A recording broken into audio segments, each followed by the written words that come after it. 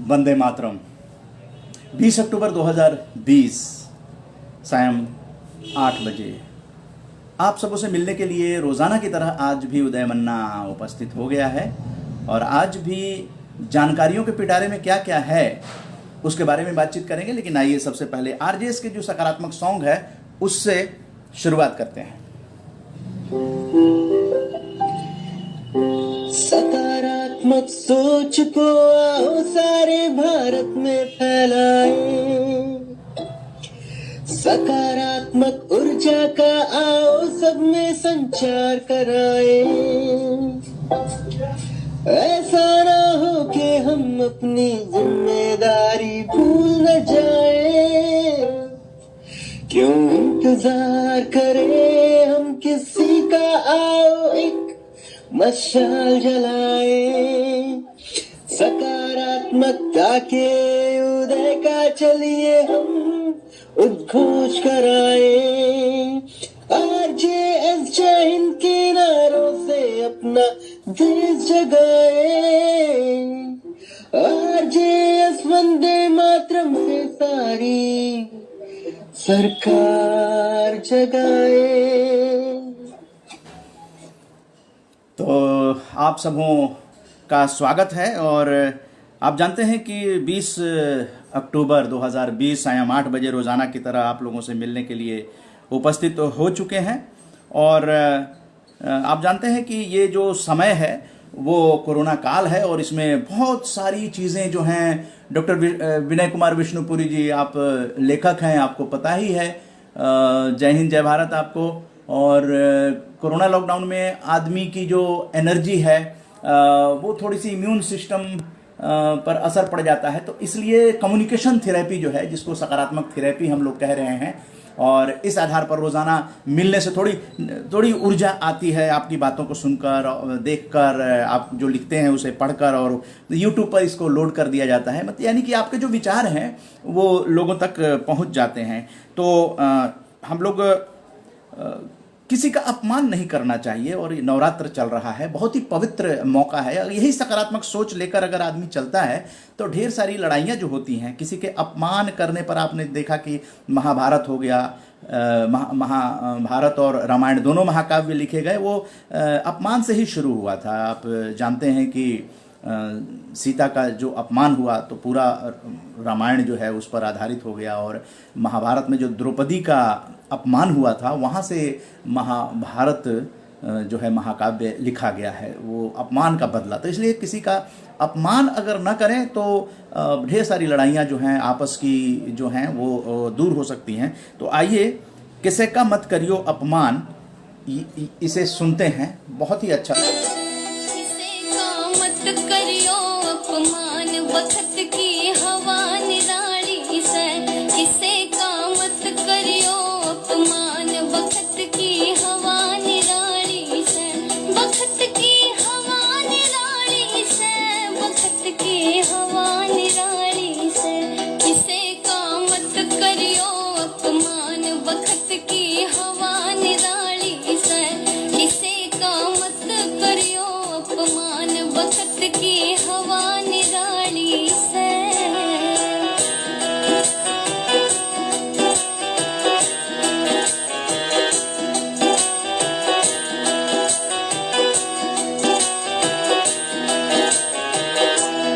हो से ढलती फिरती छाया, वक्त बता कद काबू आया। हो से ढलती फिरती छाया, वक्त बता कद काबू आया। अरे योद्धा वीर महान या दुनिया देखी बारी से, मत करियो अपमान वक्त की हवा निराली से, किसे का मत करियो अपमान वक्त की हवा निराली से।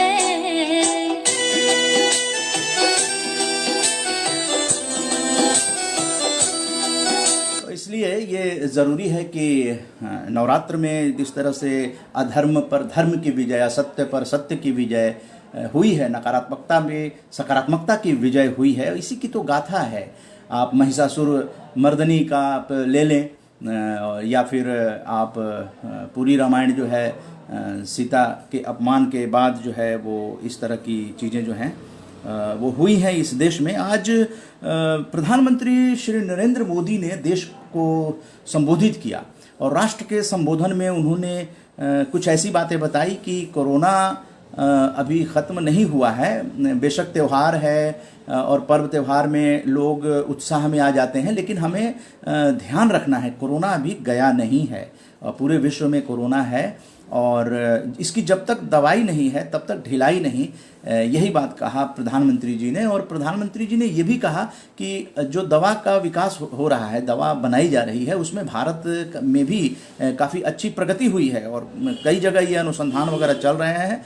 और आशा कीजिए कि जब तक दवाई नहीं आती है तब तक कोई ढिलाई नहीं करे। राष्ट्र के नाम संबोधन में प्रधानमंत्री ने क्या कहा, सीधे अनेक देश इसके लिए काम कर रहे हैं।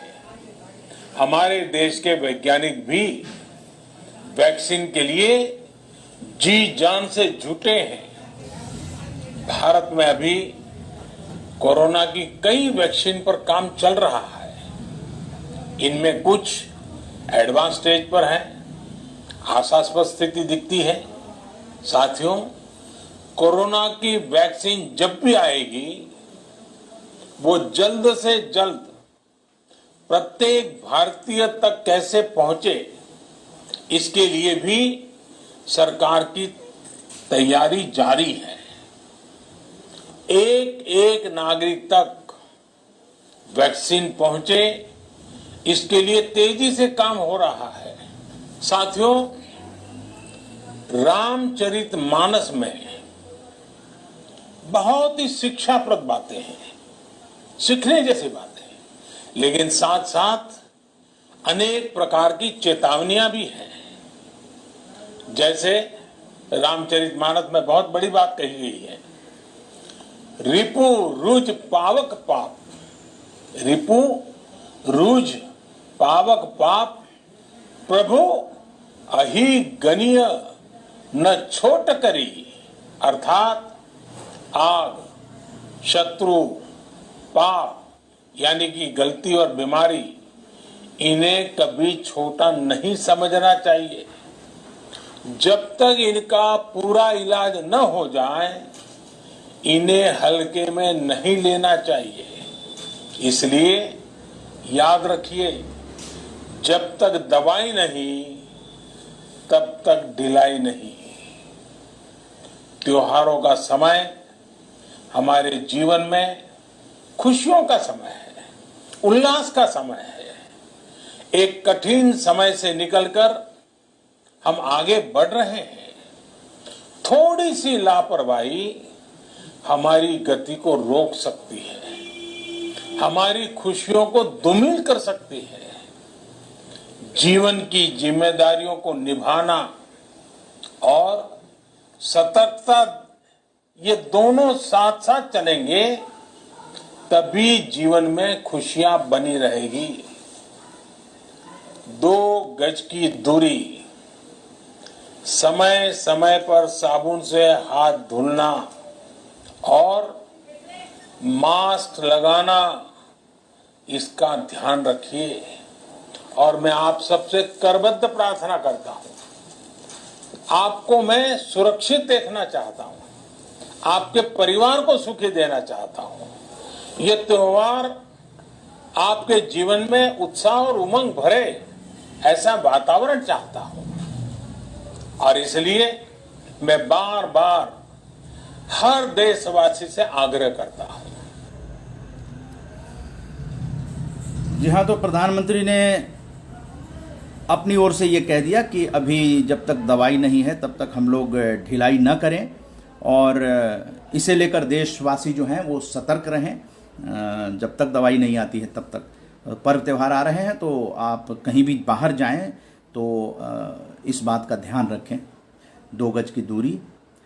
और यहाँ पर एक खुशी की बात है कि आरजेएस फैमिली से जुड़े हुए विनय कुमार विष्णुपुरी जी, आज उन्होंने भेजा है, ये खुशखबरी है।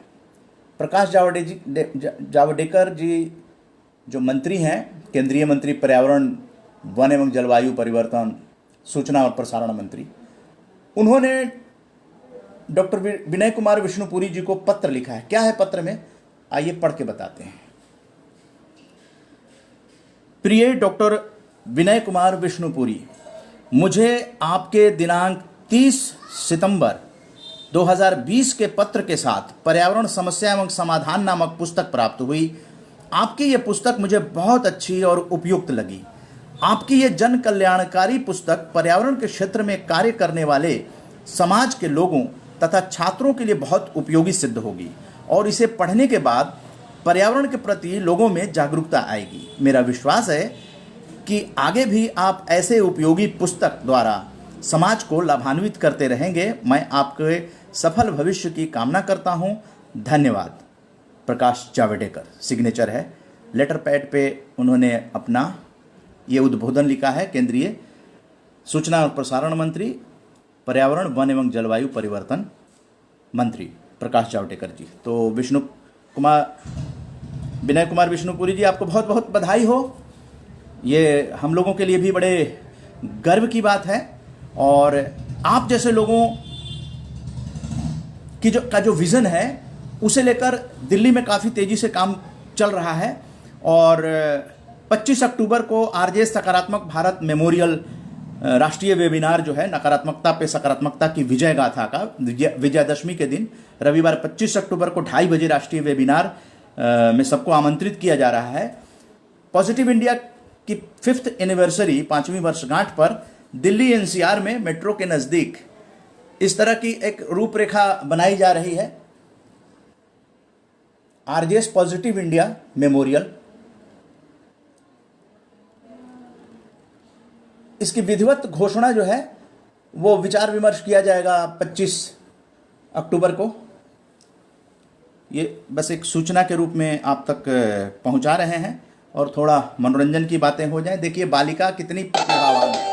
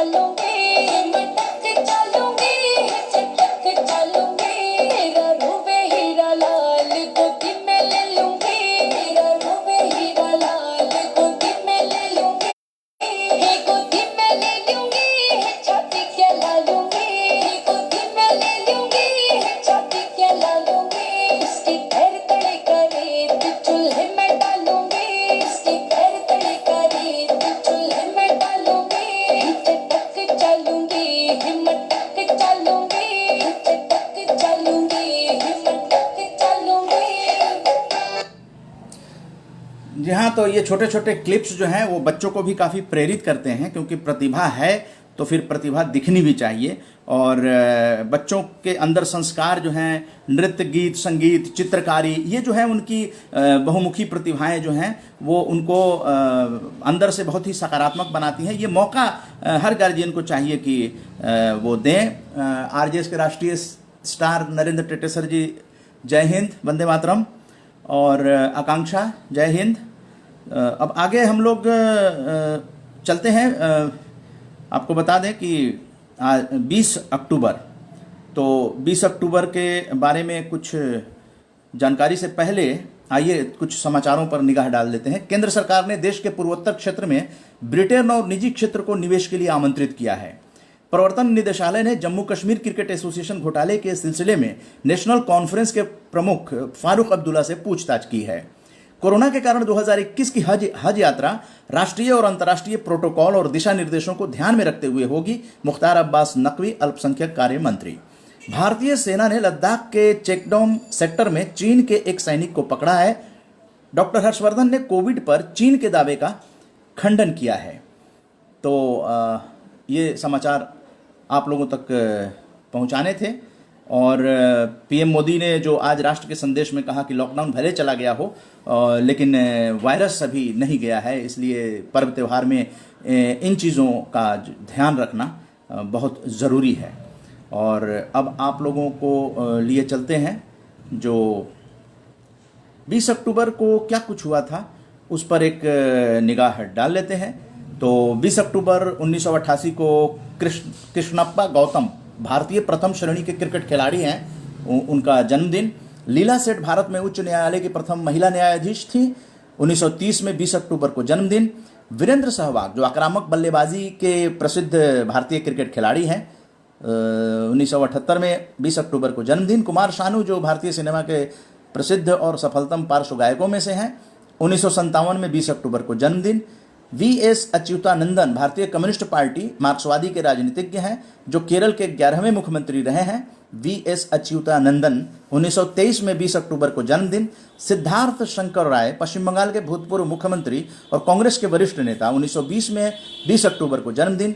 गोवर्धन राम माधवराम त्रिपाठी आधुनिक गुजराती साहित्य के कथाकार, कवि, चिंतक और विवेचक, चरित्र लेखक और इतिहासकार, 20 अक्टूबर 1855 को जन्मदिन। भारत पाकिस्तान के बीच पहला युद्ध 20 अक्टूबर 1947 को और 20 अक्टूबर 1962 में भारत और चीन के बीच सीमा विवाद को लेकर युद्ध शुरू हुआ। चीन ने 1962 में भारत पर हमला किया और अरुणाचल प्रदेश के रास्ते भारत के अंदर तक प्रवेश की कोशिश की। तो ये थे आप लोगों को ये जानकारी। और इसके साथ साथ आपको 21 अक्टूबर के बारे में बताने से पहले कुछ और बातें हैं जिसकी चर्चा कर लेते हैं। इसमें क्या हुआ था कि चीन ने कई भारतीय सीमा पर घुस गए थे वो, और जो तिब्बत के नेता दलाई लामा थे वो तिब्बत की आज़ादी के लिए शांति प्रिय ढंग से प्रयास करने के लिए वर्ष 1989 में शांति के नोबेल पुरस्कार से आपको सम्मानित किया गया था।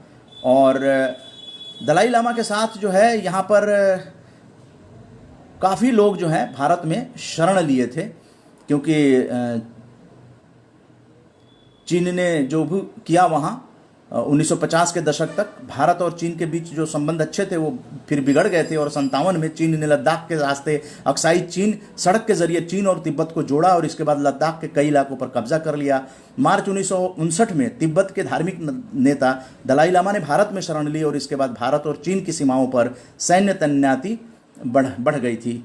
तो इस तरह से एक लड़ाई भी हुई और लड़ाई में करीब 14,000 फीट की ऊंचाई पर कड़कड़ाती ठंड में लड़ी गई थी लड़ाई। और 21 नवंबर 1962 को चीन ने अपनी जीत का ऐलान कर दिया था।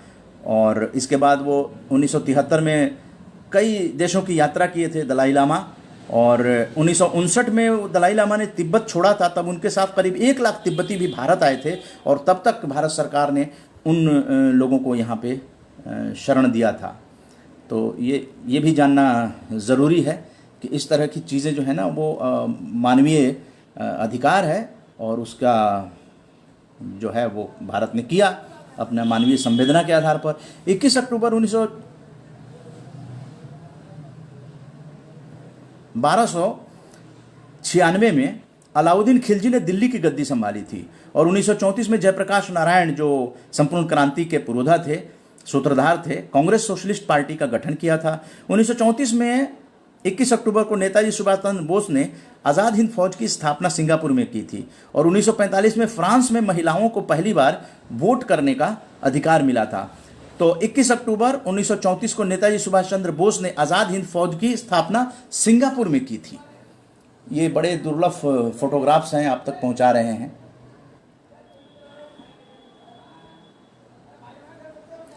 सुभाष चंद्र बोस को गुलामी की बेड़ियों में जकड़ी मां भारती के एक सच्चे सपूत का दर्जा हासिल है। उन्होंने 21 अक्टूबर 1943 को आज़ाद हिंद फौज के सर्वोच्च सेनापति के रूप में स्वतंत्र भारत की प्रांतीय सरकार बनाई थी। ये भी आता है कि सबसे पहले स्वतंत्र भारत की प्रांतीय सरकार जो है नेताजी ने बनाई थी। और 23 जनवरी 1897 को जन्मे सुभाष चंद्र बोस का मानना था कि अंग्रेजों के मजबूत शासन को केवल सशस्त्र विद्रोह के जरिए ही चुनौती दी जा सकती है। और 1921 में प्रशासनिक सेवा की प्रतिष्ठित नौकरी छोड़कर आईसीएस कंप्लीट किया था उन्होंने, लेकिन उस नौकरी को छोड़ दिया देश के लिए और देश की आज़ादी की लड़ाई में उतरे बोस को उनके उग्र विचारों के कारण देश के युवा वर्ग का व्यापक समर्थन मिला। उन्होंने आज़ाद हिंद फौज में भर्ती होने वाले नौजवानों को कहा, तुम मुझे खून दो, मैं तुम्हें आज़ादी दूंगा, और नेताजी ने आज़ादी दिलाई। तो 21 अक्टूबर को गुरु रामदास ने अमृतसर नगर की स्थापना की थी। 21 अक्टूबर को 1990 में दूरदर्शन ने दोपहर की हिंदी व अंग्रेजी समाचार बुलेटिन सेवाएं आरंभ की थी। 21 अक्टूबर 1830 को हिमालयी इलाकों की खोज करने वाले पहले भारतीय नैन सिंह रावत का जन्म हुआ। भारतीय फिल्म निर्माता निर्देशक यश चोपड़ा का निधन 21 अक्टूबर 2012 को हुआ। और 21 अक्टूबर को भारतीय जनसंघ की स्थापना 1951 में हुई थी। बिहार के प्रथम मुख्यमंत्री कृष्ण सिंह का जन्म 21 अक्टूबर 1887 में हुआ। भारतीय हिंदी सिनेमा के प्रसिद्ध अभिनेता अजीत का जन्म 1998 में 21 अक्टूबर को हुआ। अजीत आप जानते हैं विलेन के रोल में मोना डार्लिंग, ये बड़ा फेमस डायलॉग था उनका। और हिंदी फिल्मों की प्रसिद्ध अभिनेत्री और नर्तकी हेलेन जो डांसर थी, विलेन का रोल ज़्यादा करती थी, डांसर बहुत ज़बरदस्त थी वो। 1939 में 21 अक्टूबर को जन्म हुआ। और भारतीय फिल्म निर्माता निर्देशक यश चोपड़ा का निधन 21 अक्टूबर 2012 में हुआ। तो ये भी जानना जरूरी है, केवल नाम जान लेने से थोड़ा बहुत उन लोगों को श्रद्धांजलि हो जाती है, हम लोग इनको याद करते हैं। हम लोग याद कर रहे हैं आज स्वामी नारायण जी को, जिनको नीलकंठ भी कहा जाता है, और बचपन से ही उन्होंने घर छोड़ दिया था। ऐसे बहुत कम लोग होते हैं जो बचपन से देश के लिए ऐसा कुछ कर देते हैं। डॉक्टर शेख वहाब साहब, जय हिंद। तो इस तरह से घर छोड़कर बच्चा जो चला गया, तो एक तरह से सन्यासी बचपन में ही स्वामी नारायण जी हो गए थे। और इन्होंने तो आपका कहना है कि मृत्यु आपके मठ में प्रवेश नहीं कर सकती? क्या आपकी दीवारें या किवाड़ मृत्यु को रोक सकते हैं? मृत्यु को तो कोई नहीं रोक सकता मेरे बच्चे। यदि मृत्यु को कोई नहीं रोक सकता तो उसे डरने का कारण क्या? जीवन से मोह ही भय का कारण है। जहाँ मोह नहीं वहाँ भय नहीं। महंत जी बाल योगी से प्रभावित हुए, लेकिन अगर उन्हें अंदर आना स्वीकार न था तो महंत जी भला क्या करते? बालक की मौत निश्चित थी।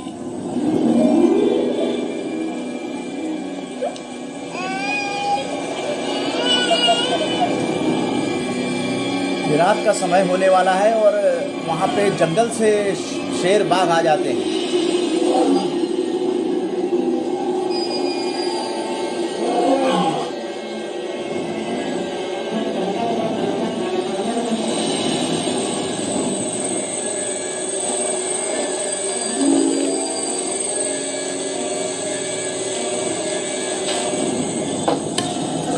बालक नीलकंठ पेड़ के नीचे ही बैठे हुए हैं। उनके मन में सकारात्मक सोच और शांति थी, उन्हें डर भय नहीं था।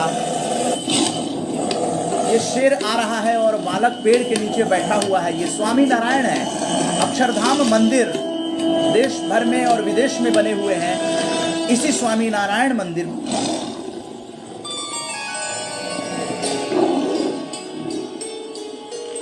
भय नहीं, सिर्फ प्रेम ही नीलकंठ का एकमात्र प्रतिभाव था।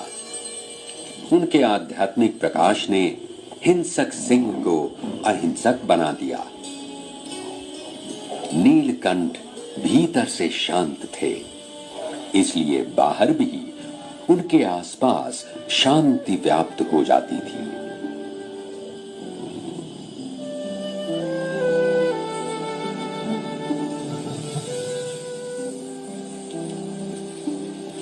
सुबह होते ही शेर जंगल लौट चला और शांति गांव में लौट आई। ग्रामवासियों ने नीलकंठ को श्रीपुर में ही रहने के लिए प्रार्थना की। नीलकंठ ने समझाया कि रोजाना जिंदगी के छोटे मोटे डर हों या मौत का डर, उससे मुक्त होने के लिए आत्मशक्ति की जरूरत है।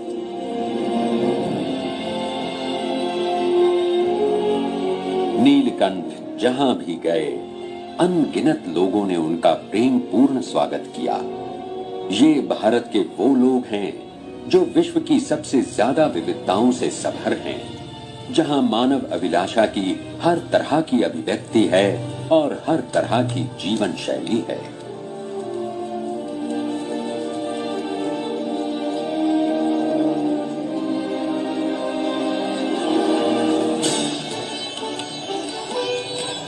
विश्व की सर्वप्रथम लोकतांत्रिक परंपराओं का जन्म हुआ था भारत में। इसका मूल है पवित्र वेदों में, जो सिखाते हैं कि सभी लोग मिलजुल कर जी सकते हैं, अनेकता में भी एकता हो सकती है। आज भारत अलग अलग धर्मों, परंपराओं और पृष्ठभूमि के 100 करोड़ से अधिक लोगों का घर है।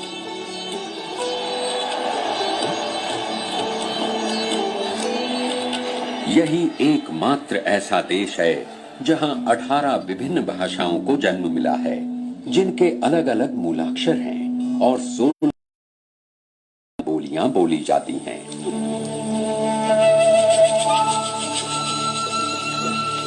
और इस तरह से आध्यात्मिक लेकिन चेतना से भरे हुए स्वामी नारायण जी, जिन्हें नीलकंठ के नाम से भी जानते हैं, देखिए ऐसा भारतीय बालक जिसके सामने शेर आ जाता है, सिंह आ जाता है और वो शांत हो जाता है। यहाँ पर हमें थोड़ा सा अपना ध्यान लगाना पड़ेगा कि आखिर ऐसी क्या बात है।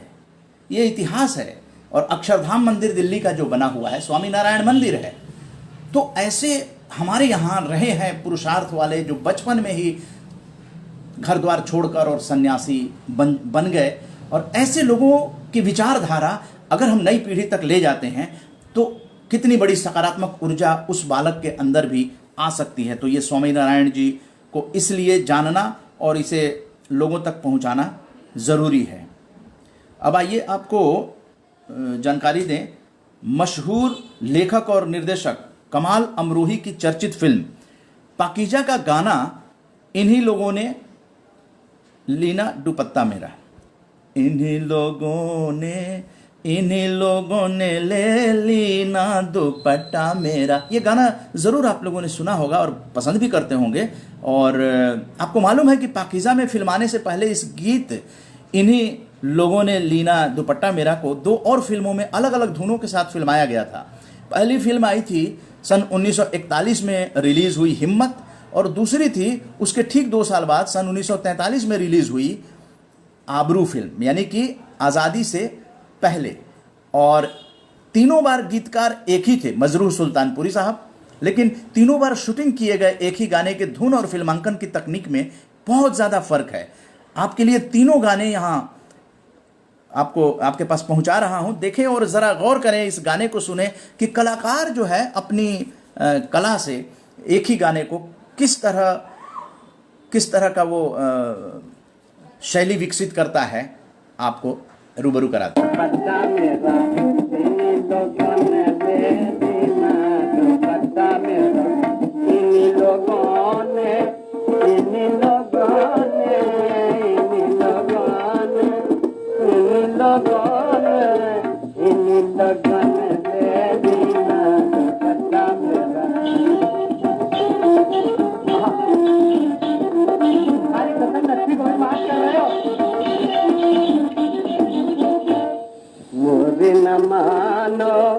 मोरी न मानो अरे हमारी न मानो अरे हमारी न मानो बजजवा से पूछो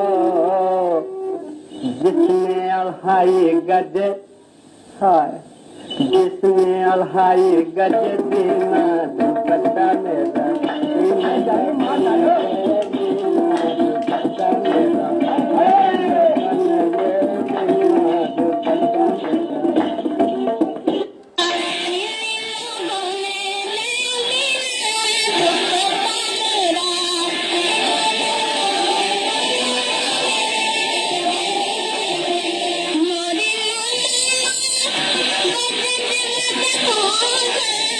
Morning.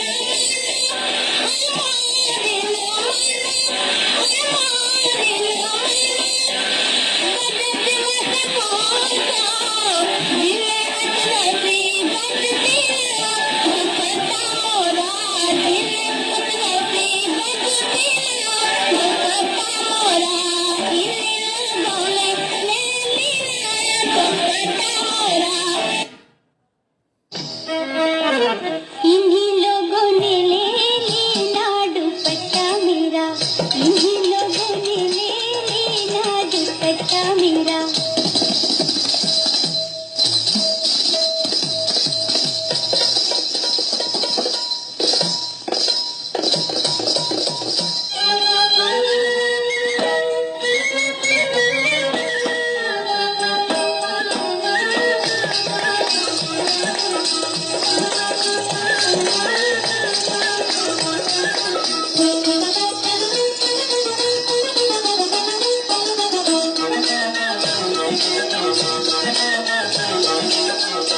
हमरी ना मानो बजरवा से पूछो, हमरी ना मानो सैया, हमरी ना मानो बजरवा से पूछो। जिसने जिसने अशर पे गज दीना दुपट्टा मेरा, जिसने अशर पे गज दीना दुपट्टा मेरा। हो जे हो दुपट्टा मेरा, हो दुपट्टा मेरा।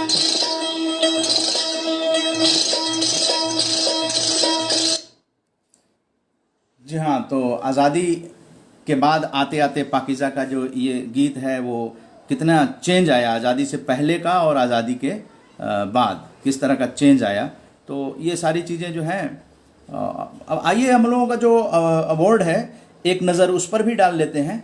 जो श्रद्धेय ए नागराज जी प्रणेता अध्यात्म दर्शन, इसे योगी कवि प्रेम भाटिया जी ने अपनी स्वर्गीय माता जी की स्मृति में भेंट किया है। आरजेएस भारत उदय ए नागराज राष्ट्रीय सम्मान 2021। तो उसी तरह से भरत राम मालकोटी जी दक्षिण दिल्ली के रहने वाले हैं। अपनी माता जी स्वर्गीय श्रीमती मैनावती मालकोटी जी की याद में श्रीमती इंदिरा गांधी के नाम से आरजेएस भारत उदय इंदिरा गांधी राष्ट्रीय सम्मान 2021। तो एक नज़र इन सब चीज़ों पर भी, ये भी लेटेस्ट घोषित हुए हैं और इसलिए आप लोगों तक पहुंचाया जा रहा है। और आप जानते हैं कि 25 अक्टूबर को आप सभी भेंटकर्ता हैं, उन लोगों को यहाँ आमंत्रित किया जाएगा ताकि वो लोग यहाँ अपने अपने विचार व्यक्त कर सकें। तो इस तरह की चीज़ें हैं। एक और अवार्ड अभी लेटेस्ट घोषित हुआ है और वो भी किसी दिन दिखाएंगे, आप तक उसे पहुंचाने की पूरी कोशिश होगी।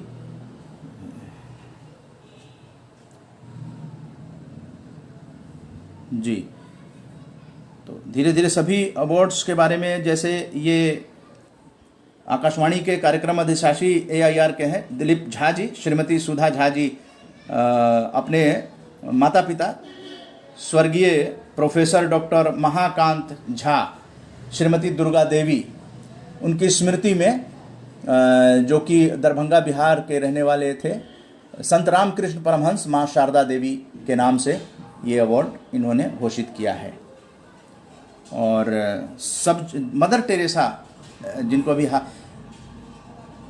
ही में ये घोषित हुआ है, सब्जवारी परिवार ने ये अपनी धर्मपत्नी एसएपे सब्जवारी साहब ने अपनी धर्मपत्नी स्वर्गीय श्रीमती निर्मला सब्जवारी की स्मृति में आरजेएस स्टार मदर टेरेसा जी के नाम पे इन्होंने घोषित किया है।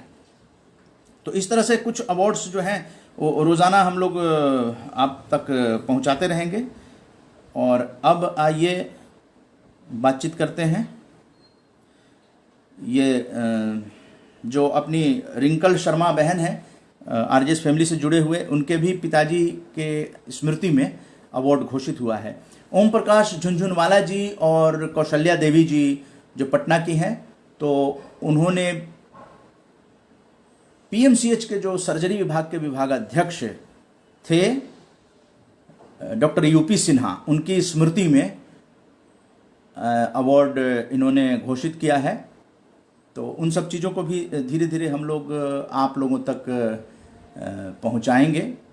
अभी फ़िलहाल जो रिंकल शर्मा बहन है, उन्होंने भेजा है महादेवी वर्मा का सम्मान उनको मिलने जा रहा है। अभी हमने डॉक्टर विनय कुमार विष्णुपुरी जी का दिखाया था। इस वक्त लोगों को डिसिप्लिन रखना चाहिए, जो जानने वाले लोग हैं कि 8 से 9 के बीच में फ़ोन ना करें, क्योंकि इस वक्त सबको ग्रुप में पता है, और जो लोग जागरूक हैं वो लोग फ़ोन नहीं करते हैं, लेकिन जागरूकता का बहुत अभाव होता है।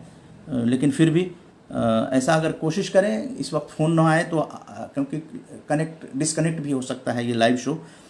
देखिए, wrinkle Sharma ji RJS family की हैं, उन्होंने अपने पिताजी की स्मृति में अवार्ड घोषित किया है, तो उनको महादेवी वर्मा सम्मान जो है मिलने वाला है। तो ये लेटर गुप्तगू की तरफ से आया है जो उन्होंने पोस्ट किया है, तो मेरा कर्तव्य है कि अपने आरजेएस फैमिली तक इसको पहुंचाएं। सेवा में श्रीमती रिंकल शर्मा, गाजियाबाद।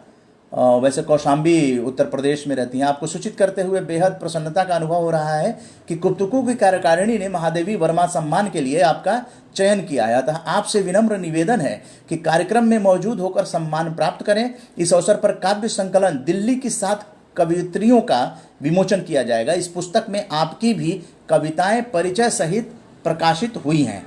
जी, तो ये लेखिका भी हैं और पत्रकार भी हैं और बहुत ही कोऑपरेटिव हैं, और रिंकल शर्मा को ये खबर भी आप तक पहुंचा देते हैं। रिंकल शर्मा को मिलेगा महादेवी वर्मा सम्मान।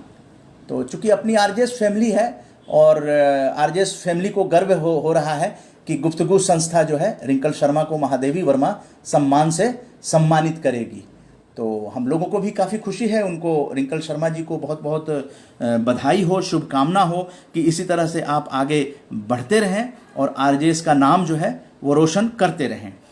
एक बार आपको चलते हैं, आरजेएस का जो अवार्ड घोषित किया है संत कबीर दास, ये मैं इसलिए बता रहा हूं क्योंकि अलग अलग महापुरुष, अलग अलग राज्यों के महापुरुषों को लेकर जो है अपने पूर्वजों की स्मृति में लोग अवार्ड घोषित कर रहे हैं।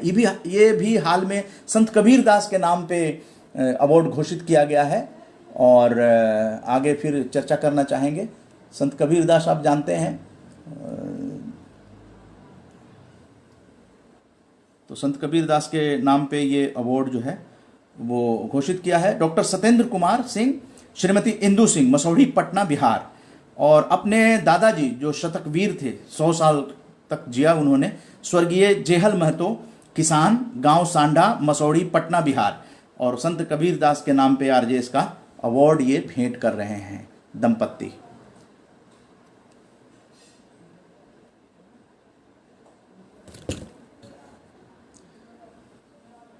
क्योंकि आगे जो है ना, आरजेएस कल्पना कर रहा है सकारात्मक भारत मंदिर या सकारात्मक भारत मेमोरियल, कुछ ऐसा जो है ना दिल्ली में, उस स्तर पर 25 अक्टूबर को इस पर चर्चा की जाएगी, आप बताइएगा।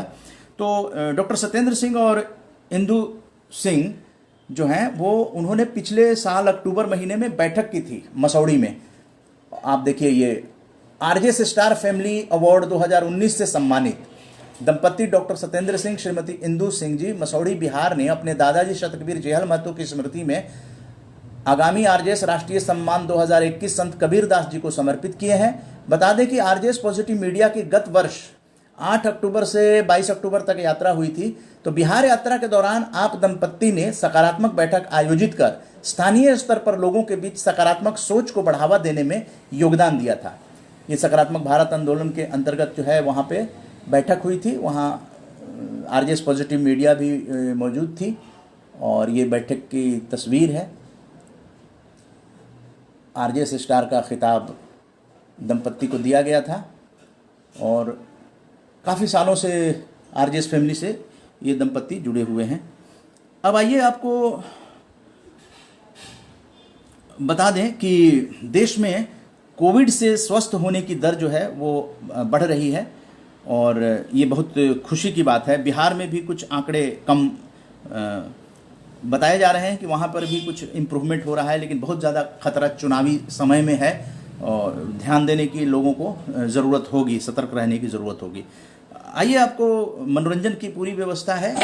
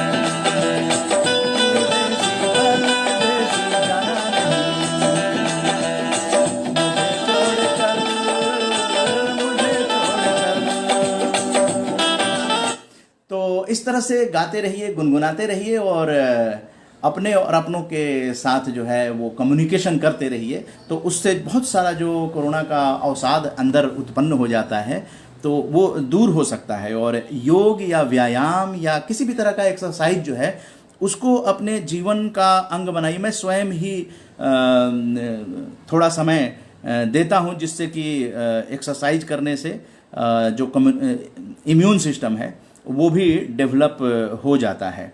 तो बहुत सारी बातें आप लोगों से हो गई हैं। शम्मी कपूर साहब का जन्मदिन है 21 अक्टूबर। तो 1931 में आपका जन्म हुआ था और आपका निधन 14 अगस्त 2011 को हुआ था। तो शम्मी कपूर साहब हिंदी फिल्मों के एक अभिनेता थे और उन्होंने जंगली, तुम सा नहीं देखा, दिल दे के देखो, बड़े ही अलग अंदाज में वो डांस किया करते थे। उनका जेस्चर पोस्चर जो था वो बहुत ही यूनिक था। और जंगल में भी जिस तरह से उन्होंने किया, तो वो भी चाहे कोई मुझे जंगली कहे, कहने दो जी कहता रहे, हम प्यार के तूफानों में, इस तरह की चीज़ें जो है उनके बॉडी लैंग्वेज बता देती थी। उनके गाना जो है वो बॉडी। लेकिन जब मोहम्मद रफ़ी साहब की डेथ हुई थी तो इन्होंने कहा, शम्मी कपूर साहब ने, कि मेरी तो आवाज़ ही चली गई। तो इस तरह के प्रोफेसर, चाइना टाउन, प्यार किया तो डरना क्या, कश्मीर की कली, जानवर, तीसरी मंजिल, अंदाज, एन इवनिंग इन पेरिस, ब्रह्मचारी और सच्चाई जैसी हिट फिल्में इन्होंने दी।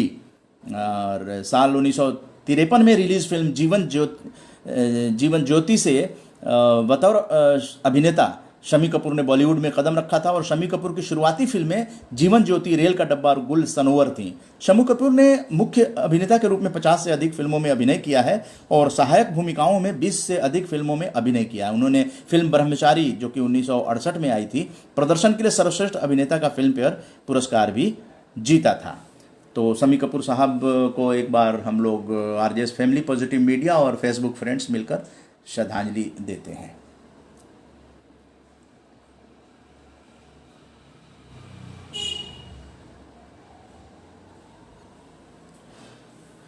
तो ये बातें थीं आज के लिए, आप लोगों तक ये जानकारी पहुंचाने के लिए। ओम प्रकाश झुनझुनवाला जी फेसबुक पे लगातार जुड़ते हैं और उन्होंने लिखा है, वंदे मातरम और जय माँ कुष्मांडा, सृजन व पर्यावरण संरक्षक शक्ति और अटल शांति मन मस्तिष्क में सकारात्मक सोच के लिए स्थान सृजन कर रही है, नमन। बहुत ही आध्यात्मिक पुरुष हैं ओम प्रकाश झुनझुनवाला जी, जो कि स्वास्थ्य कर्मी पीएमसीएच पटना में रह चुके हैं। और इन्होंने अपनी धर्मपत्नी श्रीमती कौशल्या देवी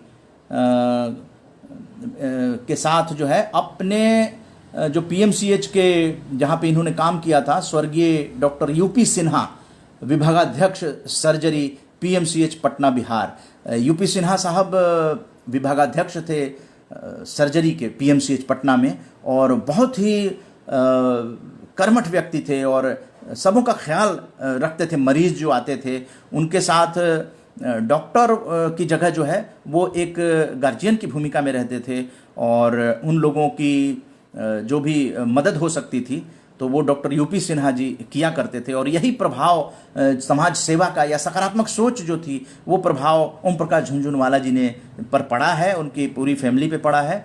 और ओम प्रकाश झुनझुनवाला जी ने आयुर्वेद के प्रणेता धन्वंतरी, आरजेएस भारत उदय धन्वंतरी राष्ट्रीय सम्मान जो है इन्होंने घोषित किया है। ये पहला अवार्ड है धन्वंतरी साहब पे। धन्वंतरी जी जो है आयुर्वेद के प्रणेता हैं, धन्वंतरी भगवान का दर्जा मिला हुआ है और ये आरजेएस का राष्ट्रीय सम्मान 2021।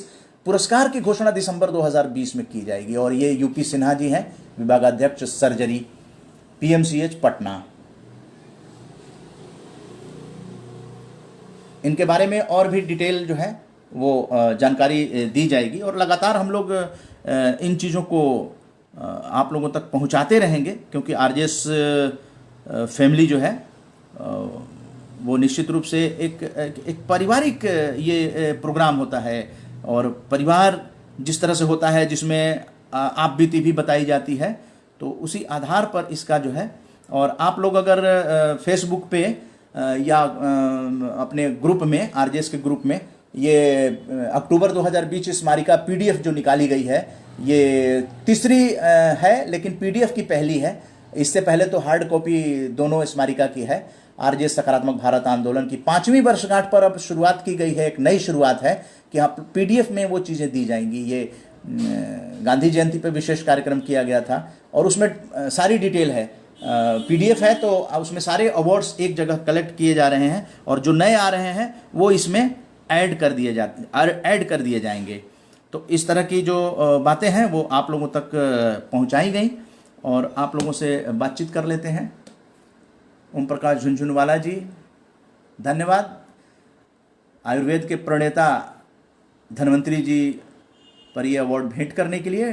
डॉक्टर वहाब साहब तमिलनाडु से जुड़े हैं और डॉक्टर विनय कुमार विष्णुपुरी जी पटना से, आरजेएस राष्ट्रीय स्टार नरेंद्र टेसर जी दिल्ली से और आकांक्षा जी दिल्ली से और डॉक्टर विनय कुमार विष्णुपुरी जी पटना से। तो इस तरह से हम लोगों ने इस चीज़ को प्रमोट किया कि सारा जो मस्तिष्क में जो सकारात्मक सोच अगर आ रही है तो उन बच्चों को भी ये कार्यक्रम जो है यूट्यूब पे लोड हो जाता है, सारे ग्रुपों में भेज दिया जाता है। आपको घर में इसको केवल शुरुआत कर देनी है। कुछ ना कुछ संगीत से कुछ बच्चे कुछ प्रेरित होंगे, सुनकर भी ना आपके अंदर सकारात्मक घर में वो एक ऊर्जा आएगी, सकारात्मक ऊर्जा घर में भी आएगी। तो मेरा यही है कि क्योंकि इसमें नकारात्मक बातें कुछ भी नहीं की जाती हैं, हम लोग सामाजिक सरोकार की बातें करते हैं और ये सकारात्मक भारत मेमोरियल की जो कंसेप्ट है ये 25 अक्टूबर को 2:30 बजे आप लोग जुड़िएगा ताकि वो दिल्ली के अंदर एक आरजेएस फैमिली जो है वो इस तरह का निर्माण करके, क्योंकि इतिहास का निर्माण तो हो चुका है, अब हम लोग भूगोल का भी निर्माण करने जा रहे हैं और वो भी जल्दी संभव हो जाएगा। तो इस तरह से हम लोग इतिहास और भूगोल का निर्माण करके सकारात्मक चीज़ों को लोगों तक पहुंचाने का एक मंत्र ये बन जाएगा कि सकारात्मक बातें, क्योंकि कई दृष्टिकोण जो है नकारात्मक रखने से दिक्कत हो जाती है। आपको बताऊं कि नकारात्मक जैसे ही आदमी होता है तो उसकी नेगेटिविटी से वो चारों तरफ जो है नेगेटिविटी फैला देता है। लेकिन ऑफिसेज में क्या स्थिति है, नेगेटिविटी है।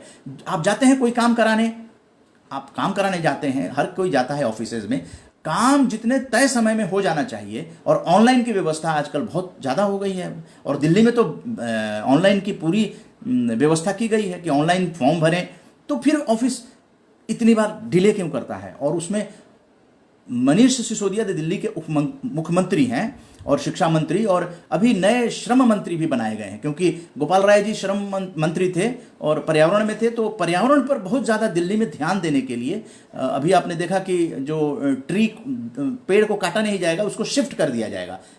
तो इस तरह की तकनीक आ गई है। तो उस दिल्ली को और हरा भरा करने के लिए और दिल्ली को प्रदूषण मुक्त करने के लिए गोपाल राय जी फुल फ्लेज वो देख रहे हैं पर्यावरण का काम, और मनीष सिसोदिया जी और काम के अलावा ये भी दायित्व जो है संभाल रहे हैं। उन्होंने औचक निरीक्षण किया। मनीष सिसोदिया की एक खासियत है कि दिल्ली के स्कूलों की स्थिति को उन्होंने सुधारने का एक मंत्री के हिसाब से बहुत कोशिश किया है। इसको विदेश में भी सराहना होती है, उनको बुलाया भी जाता है विदेश में। और आज की हाथ कंगन को आरसी क्या, आप देखिए मनीष सिसोदिया से मिलिए कि मतलब इस तरह के अगर मंत्री अगर इस लेवल का काम करना शुरू कर देते हैं तो फिर निजीकरण की जरूरत नहीं होगी। जो कहा जाता है कि सरकारी अधिकारी जो हैं वो काम नहीं करते हैं, तो ऐसा नहीं है।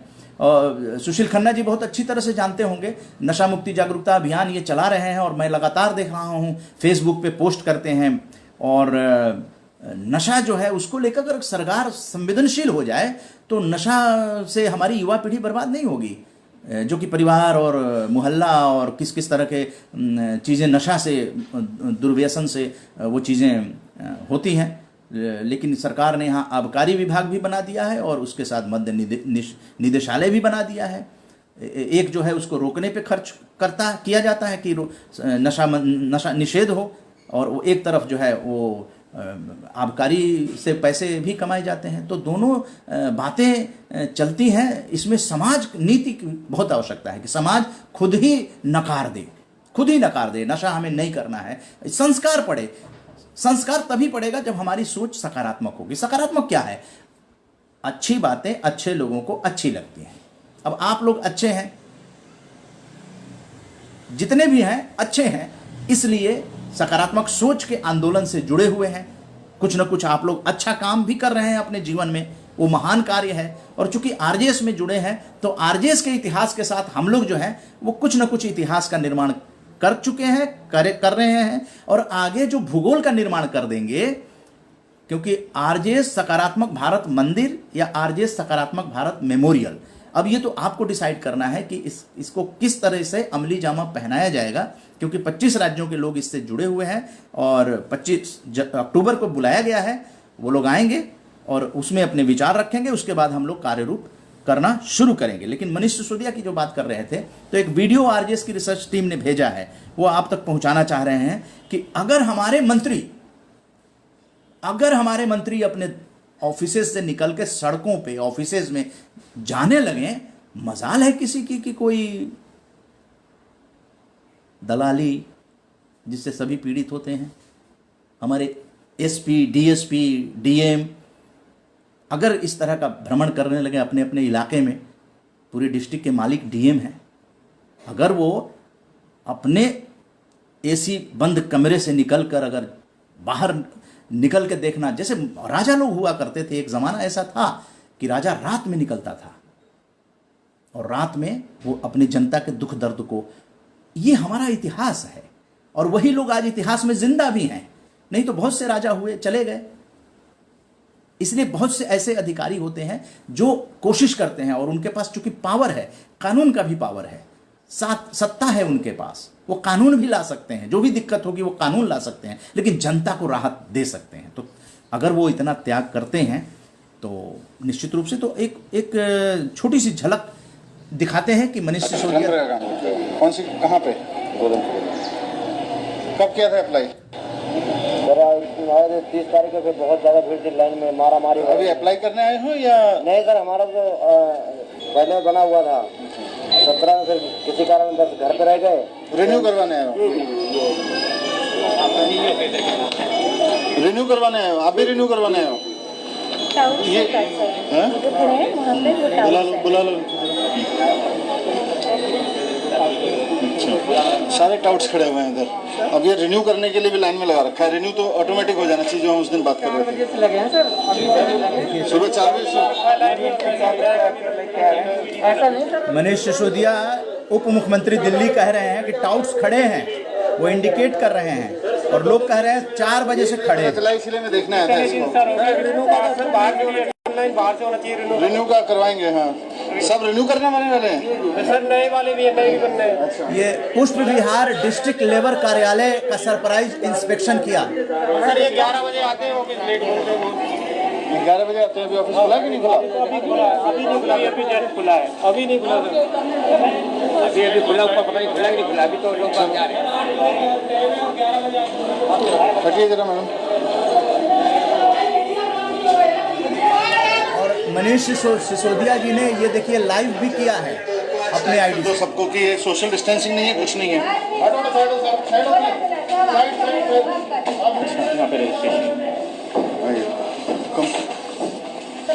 नमस्ते।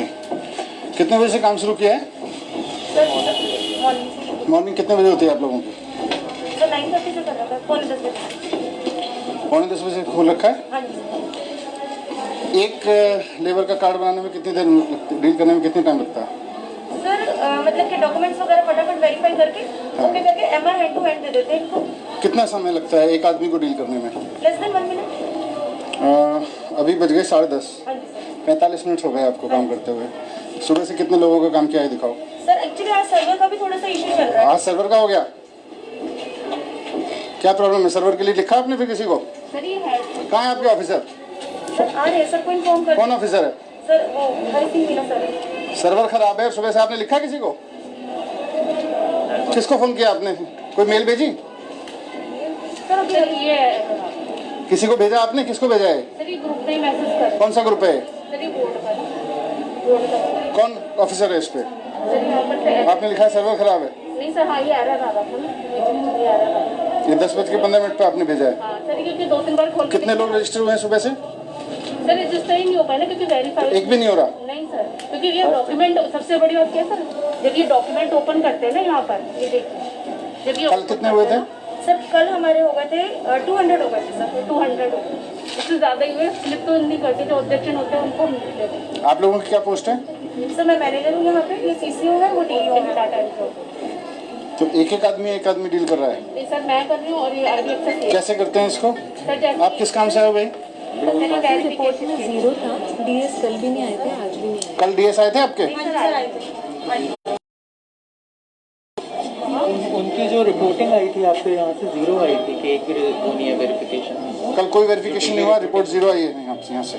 नहीं सर मैं आपको दिखा रही हूँ, रिपोर्ट की फाइल बना रखी है सर। अभी चेक करवा लो जरा। सर जैसे वेरीफाइड डॉक्यूमेंट में जाते हैं ना, इनका नंबर डाल के, अभी तो मैंने इनका चेक कर दिया है, तो इनके सारे डॉक्यूमेंट ओपन करके देखते हैं। मैं इनका क्या देखते हो? जैसे सेल्फ डिक्लेरेशन हो गई, इन पे से नाम वगैरह, सिग्नेचर वगैरह किए नहीं किए। जी हाँ, तो एक इस तरह की चीज़ें जो हैं, मंत्रियों को, जो अफसर हैं, सेक्रेटरी हैं, इनकी सकारात्मक सोच से जनता को बहुत बड़ी राहत मिल सकती है।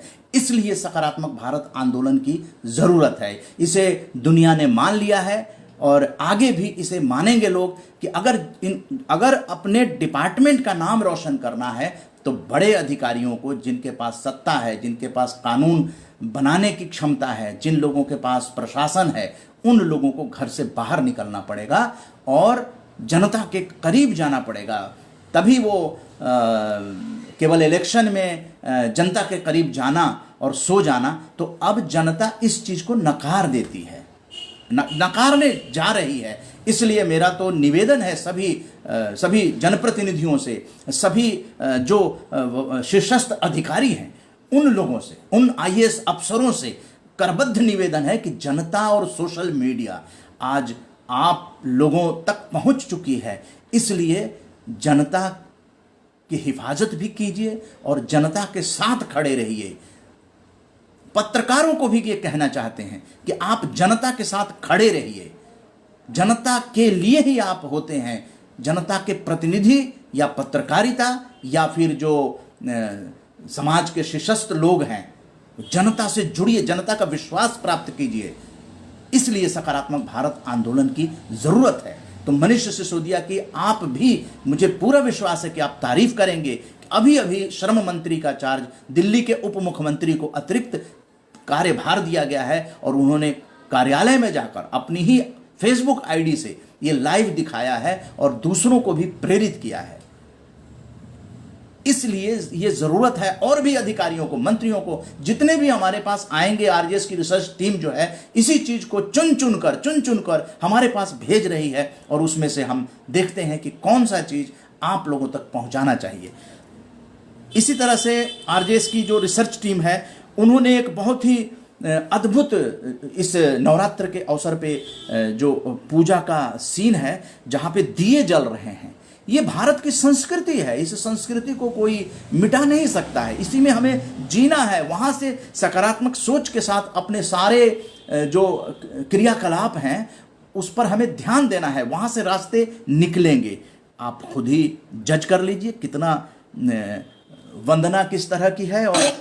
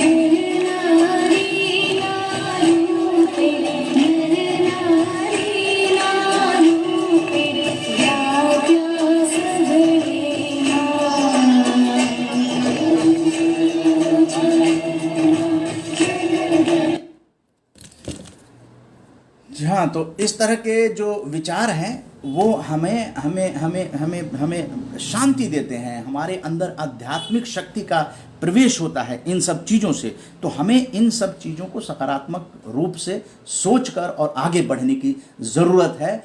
और अब ऑनवर्ड्स टाइम हो चुका है और कल सायं 8 बजे आप लोगों के साथ 69वें फेसबुक लाइव, और आप यूट्यूब पे कभी भी RJS FB लाइव शो और डेट का नाम दे देंगे तो उस दिन का आपको यूट्यूब पे मिल जाएगा। ये व्यवस्था कर दी गई है। ये भी कार्यक्रम जो है RJS FB लाइव शो के नाम से यूट्यूब पर डाल दिया जाएगा। तो इस तरह से यूट्यूब पे कभी भी एनी टाइम एनीवेयर आप वर्ल्ड में कहीं भी चले जाइए, लेकिन ये शो आपके मुट्ठी में रहेगा, आपके मोबाइल में रहेगा, आपके यूट्यूब में रहेगा।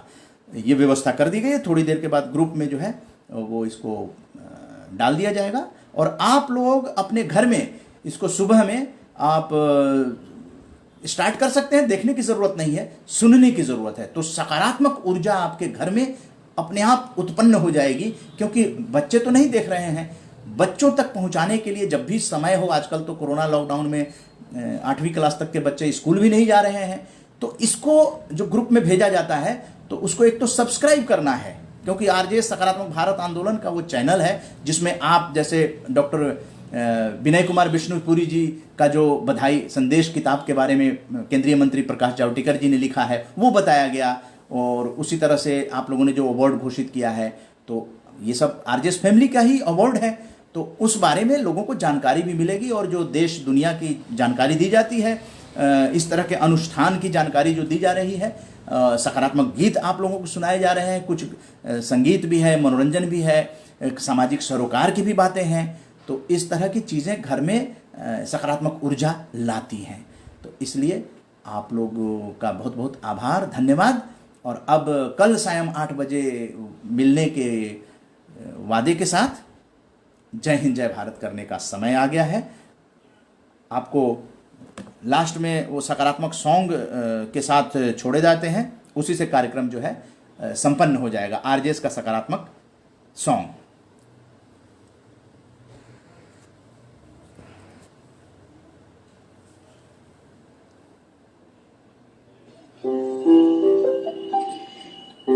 सकारात्मक सोच को आओ सारे भारत में फैलाएं, सकारात्मक ऊर्जा का आओ सब में संचार कराएं।